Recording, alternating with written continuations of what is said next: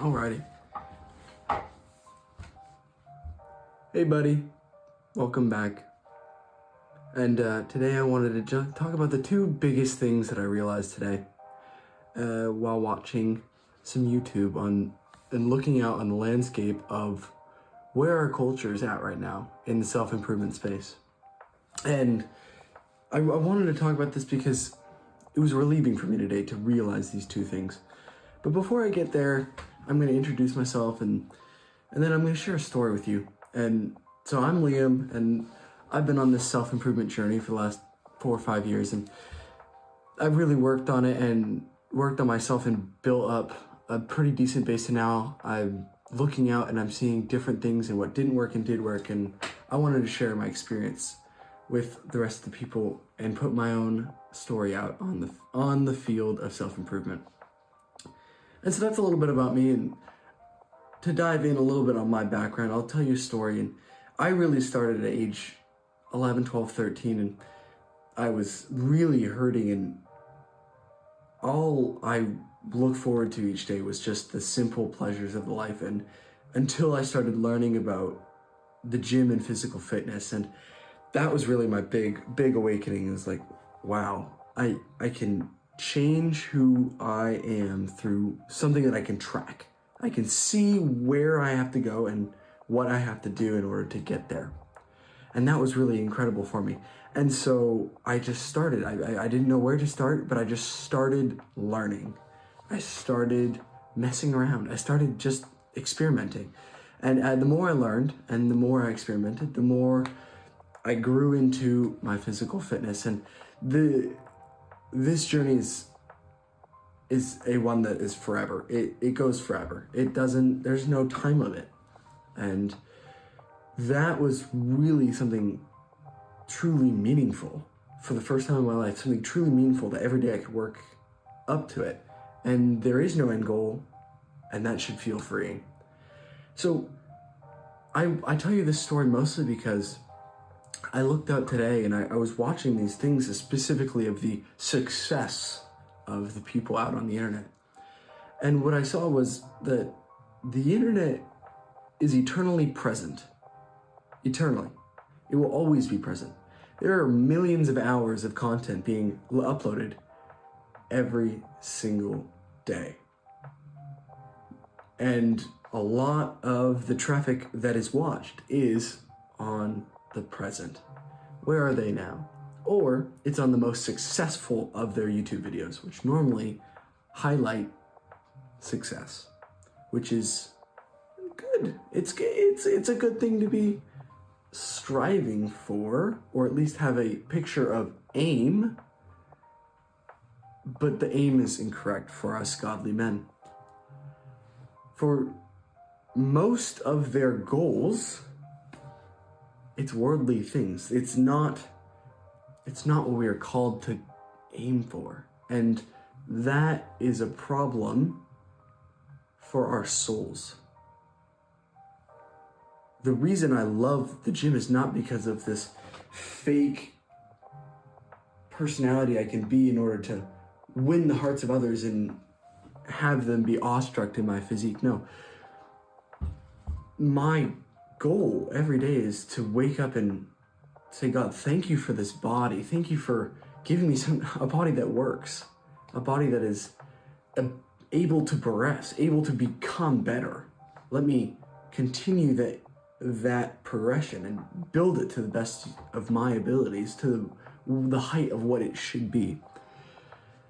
And that's not the case for most of these people that post, which is a problem. Another point on that first thing is that eternal presence allows you not to see the journey, but a snapshot.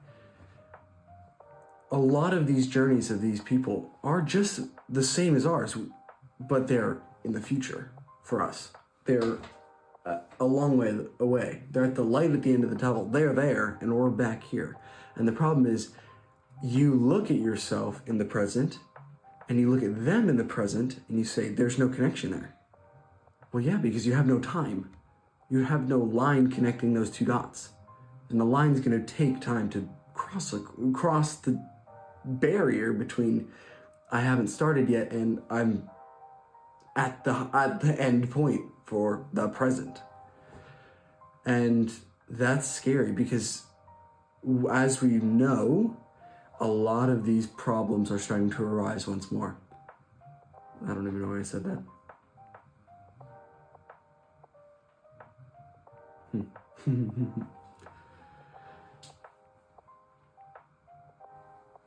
That problem where there is a disconnect between where we are and where we need to be, quote unquote, is that there are no steps. They can be taught, the steps can be taught, but you have to take the steps and realize that one step is not going to be getting you from one end to the other. There are a lot of steps. I mean, I've been on this journey for 4 years, and I'm not even close to done. That's crazy, right? But taking this back out and looking at the real solution is, first, what are the things that are satisfying us, that are bringing us meaning every day? The gym, our work, the things in our lives that can make a satisfying, fulfilling life rather than a pretty boy life, I'll call it that. After a while, on your 100th watch, it starts to get boring. After your 5th car you've bought, it starts to get boring. It loses that novelty. Earthly physical possessions are something that you can't continue having novelty in, right? And so what are we supposed to be doing? Where is our rock? And of course, that rock is not found in the internet. That rock is above. And that should make you feel great. And my second thing was, yes, our times are eternally present. We're always up to date, never looking at the big picture or the journey. And second is the fact that journey is always changing. And which means that almost never are you actually going to start if you're constantly restarting the journey, restarting the worldview, restarting the process constantly. And that's a problem. I'll give you an example. The male body type in the last 600 years has gone from skinny to fat to skinny to muscular to skinny to muscular to too muscular back to down to Hollywood muscular. The original ripped man of the 40s is now the dad bod of the 2020s. That's not normal. Which one are you supposed to choose to aim for? There is no continuity in our culture, but there is continuity with the one in above, the one in heaven, the one who knows what he wants for you. He knows your path. He knows what you're made to be. He knows your heart's desires. He knows how he wants to change you, to form you, to be your best self. And the best thing you can do is just say, Lord, I step back. What do you want from me? The world is a hurricane of new cultures and new trends. But I build my house on the rock. I build my house where it's stable, where it's firm, where it is always the same. And so I started looking at my life and coming back to that story. I started just experimenting, and I learned, but I realized I can't keep up with the trends. And that was a problem for me. So my charge to you today, men, is find your version of whatever you're aiming for. Let's take the gym, for example.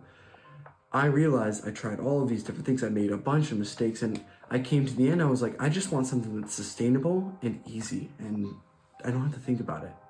So I make incredible progress, and I only go to the gym 3 days a week. And the crazy part today is, if you look at the grand scheme of the internet and you had one person from every walk of the internet comment on that video of my routine, they would all have a different answer. They'd be like, you're not working hard enough. You're working too hard. You're not doing the right training style. That's exactly the right training style. You're not doing enough cardio. You're doing too much cardio. There is no answer. That's the problem. But for me, I look at it and I'm saying, well, I don't care what you guys think. I'm seeing progress. And I come back and every day I'm a little bit better. And that's all that matters.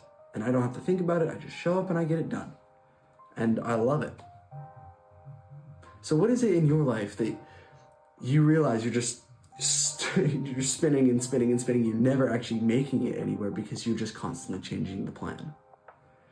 And I want you to look and say, what is the actual goal for this piece of my life? What is its end goal? Where am I trying to take it? And I charge you to just sit down and say, this is my goal, and I don't care what anybody else says. I know, one, that this will be the easiest thing for me to do, and two, that it's what God wants. That's really what it boils down to. So make sure the piece of life is rooted in God, and it's something that is sustainable for you. Because going to the gym and doing somebody else's workout, it's not going to be nearly as fun if you don't actually enjoy it, right? And then you're going to burn out, and you're going to be stuck in the same spinning cycle, the hurricane of constant culture. Unplug, and you'll see there's a world of happiness and satisfaction just creating yourself and who God made you to be. And with that, it's been a pleasure, and I hope to see you on the other side. And I think I'll sign off from now. See you in the next one.